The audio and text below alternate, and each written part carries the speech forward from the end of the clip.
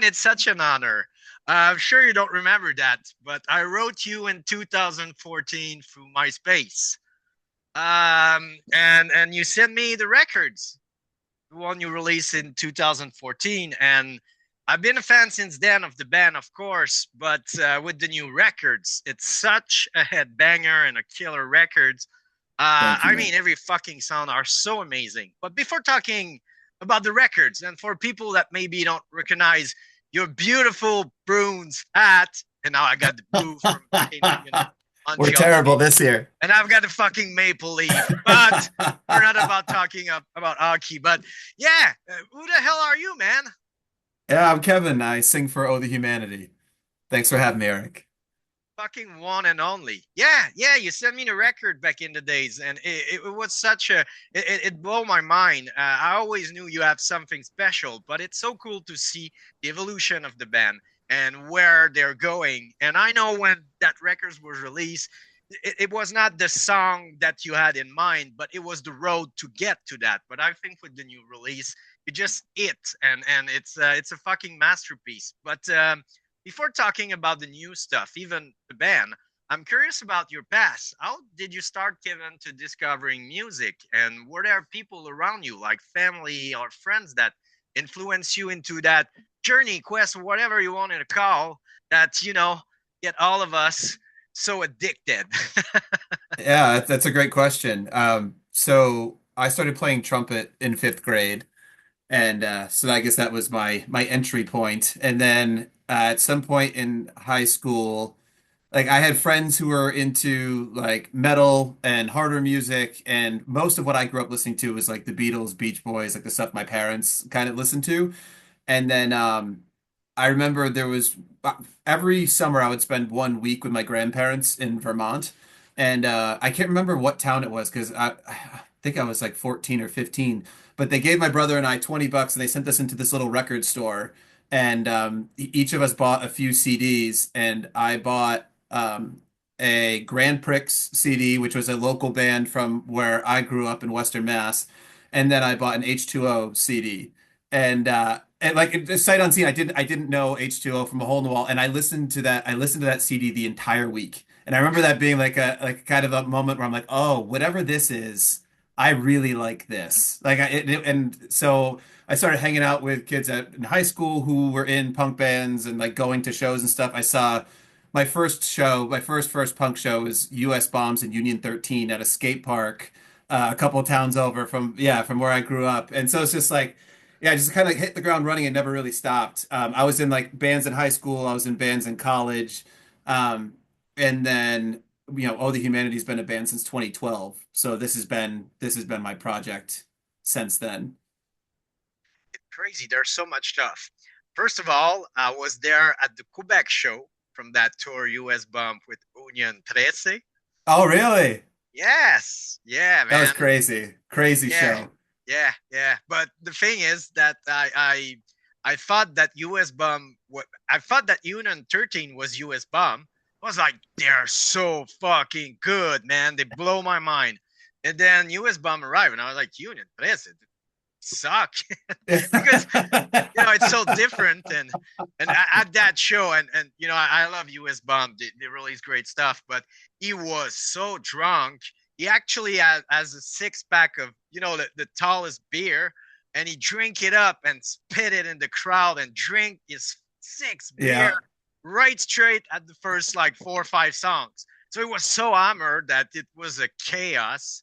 And I think that show I was also Authority Zero and Guttermouth for Quebec. So Oh, Guttermouth cool. kind of saved the bill after that. But yeah, yeah, it's great. And Nice. Vermont, I did a couple of interview with band from Vermont, and I was surprised at first because when you think of punk rock, you don't think about Vermont. But actually, there's a scene there, and I think it's fucking great. Yeah, I mean I love visiting there just because it's scenic and beautiful and kind of like pristine. But yeah, I mean I grew up I would go see a band. They're kind of more active now again. River City Rebels. They're like a ska Yes. punk. But yeah. And so like growing up, I would see them wherever they came through New England. They're a great band.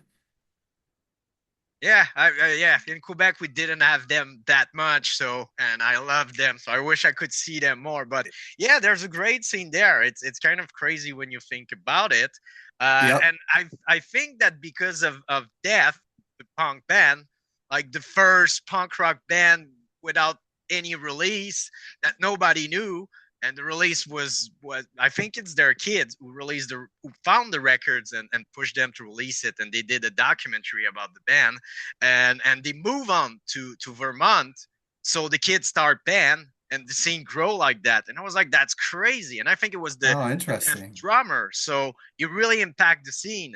And I always said that, a lot of bands struggling, we want more and we want be bigger and everything. And sometimes it doesn't work like that. And they got so frustrated. When you see band like Oscar do or All or, No Means No, like the influence they got to create wave of crazy musicians. And you got Green Day, you got The Offspring, and they're all influenced by those bands that didn't have Hmm. what people think is the success they deserve. And people say, oh, the humanity, yeah, they should be like bigger and everything. But I think everybody has their place in that music puzzle. Yeah, it's like everyone wants to get something different out of it, right? And you know, there is something to just creating the art you want to make with hopefully people that you like being around and that you care about, which is the case in my band. And like that's your legacy, right? It's the friendships you make, it's the connections you make, it's the art you made with people that you care about. And if hopefully lots of people hear it and love it, right? That's the perfect world, but it doesn't always go that way.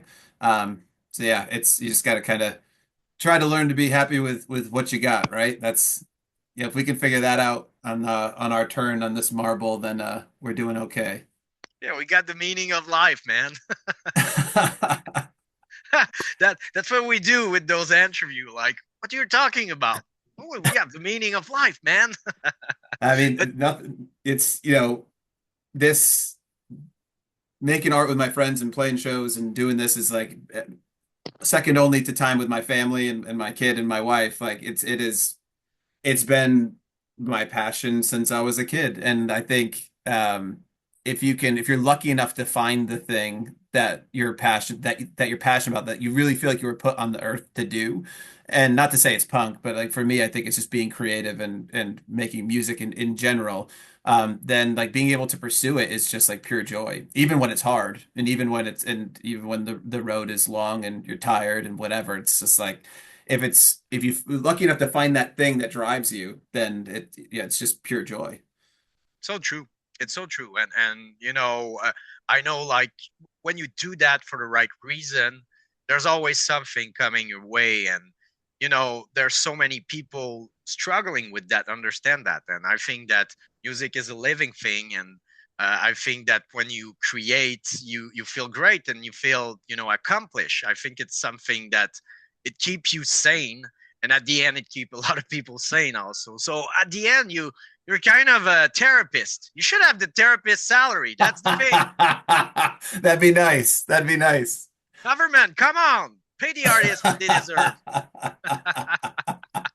But yeah, and yeah, I start with the new records, but it's such an amazing records. How was the process of writing? And I'm curious, is it more hard with time since you and maybe with the experience it's more easy? How it is and how's the process for you guys? Yeah, we we at the very beginning of the COVID lockdown, we had our previous record done. So we had just finished tracking like literally like a week before the quarantines started. So we waited almost a year to release that record from when it was done being tracked to when people got to hear it. And that was an interesting experience, right? We were all home. We weren't able to be together. We weren't able to be creative together. And so for a year, we just like listened to that record in a vacuum. And you can't take anything back because you can't go to the studio. You can't re-record anything. It's done, right? And so I think anyone who's creates music can probably relate that there's things on every record that you would take back or change in retrospect. It's just kind of, perfectionist kind of, yeah, like you find the flaws. But when we finally got back to playing shows and being back together and practicing and and getting ready to work on this record, it was over a year and a half had transpired. And I think I can speak for all the guys that we were operating with a lot more intention this time around, where it was like, all right, can I curse on the show? Yes, of So course. it's like You're yeah. invited. You can do whatever. It's like, yeah, we're not fucking around. You know what I mean? Like, and we are, because we're knuckleheads, right? So like we're having fun. I'm not saying that we went into it and didn't have fun, but when with the writing process, it was kind of like leave no stone unturned. It was like, can we add something here? Can this be better? Can this be different? Should we try out a new idea rather than just kind of like sometimes it's enough to just complete something and feel like it's complete and be like, great, this is done, and I'm happy with it and move on. This was like, okay, it's done, but can it be better? And then can that be better? And can that be better? And that was a kind of a different mindset for us. We never really operated that way before. And the other big change we made this time is we're the same lineup we were when we first formed, except for we have a new bass player on this record, and he is an audio engineer and he has a studio at his home. And so we were able to multi-track demo everything ourselves multiple times. So we are able to like demo everything, listen to it, change things, demo it again, and then so when we went in to record with Trevor, we knew exactly what we were trying to do. It was just do it as well as we could, what to put it on wax. Wow, that's amazing. That's amazing because it's a hard thing to do because you can lose yourself in the process, trying to reach perfection. Oh, And for sure. it's a Yeah. concept that doesn't exist, really. Like nobody can reach Oh, perfection. nothing's perfect. Yeah, No, nothing's yeah. perfect. And that's why I laugh every time. Like, what's the best record out there? Yeah, the best record should be the perfect one. There's no perfect records. But Nope. it's cool that you take a step ahead and see what you can do, not just different, but just add. And I think it's kind of, in the prog back in the days where Ben were trying thing and doesn't restrain themselves of what people want to hear or the line that you guys draw with the sound. And I think it's more exciting that way. And that's maybe why that records reach me, like that. It struck me. Last year was a rough year in the punk scene. There was good records, but not that many as normally. And I see that with the radio show. But starting a year with a record like that, it's cool. And with NoFX leaving, I know there's a hole. I know there's people, realizing, oh, we're fucking at our midlife crisis, so leaving their back to the scene and thinking the thing gonna fall down. And I know a lot of media said, oh, is it the end of an era? And I'm like, no, because there's been like you, man. There's band that are thirsty and want to do something, that it's cool to the scene. And I think that that's record represent that. Thank you, man. Thank you. This we are so happy with how this came out, and we really feel like for the first, and not to say I'm unhappy with the other stuff we've put out, but I think for the first time we put out something that's like truly representative of what we're capable of. All of us as individuals and all of us together. And that's not to make it sound like, bigger than it is, right? We're still just a bunch of friends making music, but it does feel good to have to be able to put your stamp on something and be like, you either if you like this, you like us, and if you don't, you don't. But this is us. So and it's like it's just pure uncut us. So it's like it's kind of nice to have something like that out in the world. Yeah, I think every record is so interesting. The evolution, like I said earlier, but yeah, it's like I said, you have that idea in mind, but it takes times, and you grow up, and as you grow up, you know what you want and you don't want.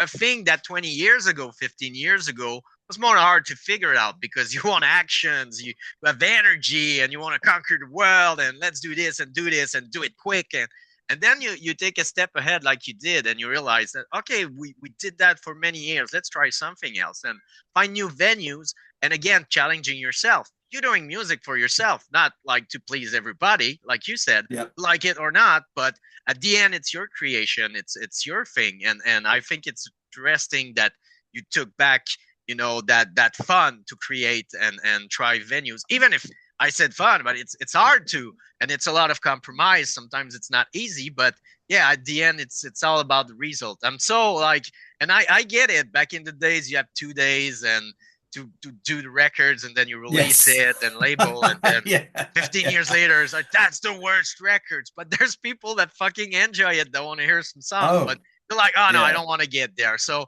I love band that are not afraid to say, even if that record there's something but we still back it up. And I think that it's relevant because you always push yourself. Yeah, it's fun to see where a band comes from, and I think people who are finding us with this album, I think it would be interesting for them to go back through some because you can hear where this came from if you go back to the beginning. I think we've all just gotten more proficient at our instruments, me included with my instrument, and also I think we all we've always worked pretty well together, but I think we work a lot more seamlessly together now than we did because we kind of know how each other operates. We know when to push, when not to push. And with this one, everything up until this record, we recorded with the same engineer, Sean, and he's a great friend of ours, and he worked at a great studio in Boston. And I think the set that he's recorded for us all along the way has gotten better and better throughout, and he's done a great job by us.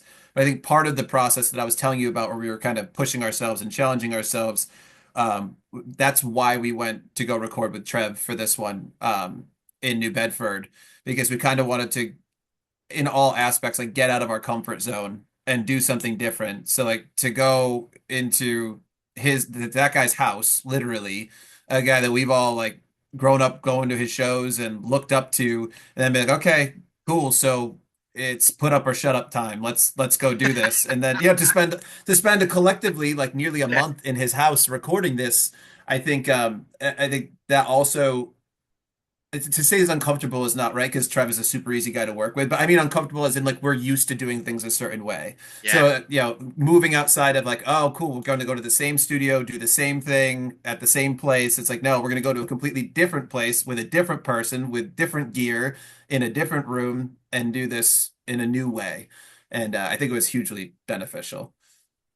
Yeah. Yeah. I'm a guy that changed tattooer every time I've got a tattoo. It's a different guy. So if I were in a band, I'm sure I would change, once in a while just to try, just to see and getting new ideas and having somebody, seeing the band and having different angle. And I think that, like you said, it changed everything. You're right. Yeah, it was really helpful. And it was the first time that I'll speak on the vocal thing. Um, I've never had really an outside person from the band give me any feedback before recording. Internally, the guys will give me feedback, but we've never had a producer or some like an outside voice kind of giving feedback. And part of this process was we went down to meet with Trevor before we recorded and showed him the demos, and he gave some just initial like feedback, like this is strong, this could be stronger. Like, what are you thinking during this part? And then had a couple months before we actually went and recorded to go back and rethink some of my parts and to rehash some things and reimagine some parts of certain songs. And that was another thing that we've never really done before. So it was cool to have an outside voice both while we were recording and then, also before we recorded. It was cool. Yeah. So with the release, how's gonna be 2025 for you guys? Tour? Any chance to see you around Quebec? Yeah, so we're playing Turbo House in Montreal on March 14th, Yes. with Dutch Nuggets and Dead All Right. That's going to be awesome. We are going to be coming up and doing a little tour in Quebec in June. I can't talk about the details yet, but we will be back in the middle of June to do a little five city loop. So we'll be back in the summertime. Guys, go on their Facebook, Instagram, whatever. Go like, broke those fucking algorithm, and you will know when, because I'm sure it's gonna be the news gonna be released soon, and it's gonna be great. But it's so cool, man. You know that Quebec love you guys. I think for since fucking day one. And yeah, I think that it's a connection, and I feel that too with that interview. I always felt a connection with you guys because you're such rad human being behind the band, and I think that's another thing Like when people get to meet some bands, it's and then there's some band you got connection, and I think that it's a beautiful thing between you and Quebec. Thank you, man. Thank you. The feeling's mutual. When we played Pooza 2 years ago, we played a Thousand Island showcase, and like now we're lucky enough that our came out on Thousand Island. But at the time, I'd never met Bruno, had never met many of those bands, and that whole night was amazing. It was like we were a part of the little family that you all had have created, and it was so cool. And now to actually be a part of it, to be able to play shows with Thousand Island bands, and to be kind of like a part of the community is awesome. It's been awesome, and Bruno and Cynthia behind Thousand Island are just wonderful people, and they've been awesome to work with. Yeah, they're amazing. I love them. Hi guys. Yeah, we're lucky to have label like that, like Thousand Island, to not just support our scene, but bring band from everywhere, and getting that kind of label. I know it's not like Epitaph of Fat Wreck, but in a way, yeah, it's still indie underground fighting against Goliath, and releasing such great records and making accessible for Quebec and Canada, because it's cheap shipping when you're inside. So it really helped the band, and I think it's great with their distribution, and yeah, they're doing a fucking great job. Love them. Yeah. Hi Cynthia. Hi Bruno. Hi Vince. And yeah, it's a dysfunctional family. Well, they led the charge. Them and Sell the Heart in the U.S. led the charge on our release. And if either of you are listening, I'm super grateful for all the help. It was totally seamless, and a lot of planning, but I'm so happy that the record is finally out in the world and people are getting to listen to it. Yeah, yeah, and it's gonna be great to see you live and having people uh, telling you how they feel about that, and their emotion. It's great. And the best way, of course, to directly encourage the band, go to Thousand Island Records. Please. If you don't have money, it's everywhere. It's fucking everywhere. Learn the song and challenge yourself and trying to sing them. I'm gonna try. Sixth time I listen to it. It's gonna be more than that, so I'm learning those songs. Yeah, let's all pack into Turbo House and we'll party together. I can't wait. I love that venue. I can't wait. I've never played there, but I've been to shows there and I can't wait. It's going to be a fun time. Yeah, it's such a great place. You're right. It's kind of a CBGB's or something in Montreal. It's an institution now, and the staff are great, and people are very well treated. And they're really punk in the way of they fight for the community, and everybody's welcome, and it's great. Yeah, you're right. It's gonna be a fucking hype. Hell yeah. Kevin, thank you so much for your time. Thank you, Of Eric. course, we're gonna do a huge special on prescription punk rock, but from the deepest corner of my heart, thank you for your friendship, and thank you for sending me the records. 11 years ago now. Can you believe that? It's crazy. When I saw your name on the come up for the interview, I was like, I remember Eric. I was like, is this the same person that I'm thinking of? And then when we joined, I was like, it is the same person. It's great to see you. I appreciate the support. Thank you. Yeah. When we said MySpace, we lost the kid listeners, but yeah, yeah. Thank you for the friendship, and I'm gonna wait for you in Quebec. I'm gonna be there, and yeah, people go encourage them, and fuck yeah, Kevin. Thank you for the bottom of my heart. Thank you. Thank you. Thanks everybody for listening. Appreciate you. Cheers. Bye bye. See ya. Prescription is what you need. No more inhibition.